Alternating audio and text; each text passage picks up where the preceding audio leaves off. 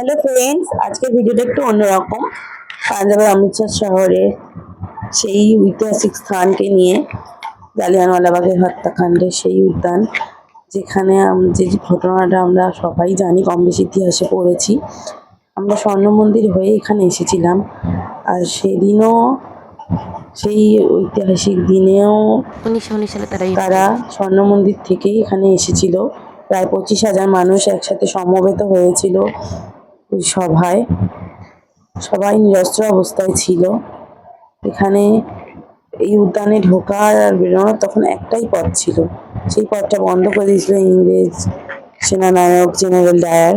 তার নির্দেশে 15 মিনিট ধরে গুলি চালানো হয়। সেই গুলির দাগ দেখুন, এখানে বুলেটও দেখা যাচ্ছিল, আমি দেখেছি, কিন্তু ভিডিওতে দেখা যাচ্ছে না।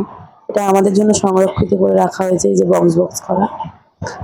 আর এটা সেই কুয়ো যেখানে সবাই লাফ মেরেছিল বাঁচার জন্য, কিন্তু বাঁচতে পারেনি। এই দেখছেন, এই ভাঙার দাগগুলো ভেঙে পালানোর চেষ্টা করেছিল, এই পাঁচিলটা ভেঙে পালানোর চেষ্টা করেছিল। এই যে গুলির দাগ দেখুন, এগুলো দেখে গা কাঁটা দিচ্ছিল। যখন ভিডিওটা করছি তখনও গা কাঁটা দিচ্ছিল, যখন ভয়েস রেকর্ড করছি তখনও গা কাঁটা দিচ্ছিল। ওই দিনটা ভোলার না। ওই ভয়াবহ দিনটা মনে পড়লেও আমাদের কষ্ট হয়। আমাদের কবিগুরু রবীন্দ্রনাথ ঠাকুর ইংরেজদের দেওয়া নাইটহুড উপাধি ত্যাগ করেছিলেন প্রতিবাদে। ভিডিওটা ভালো লাগলে লাইক করো। Thank you.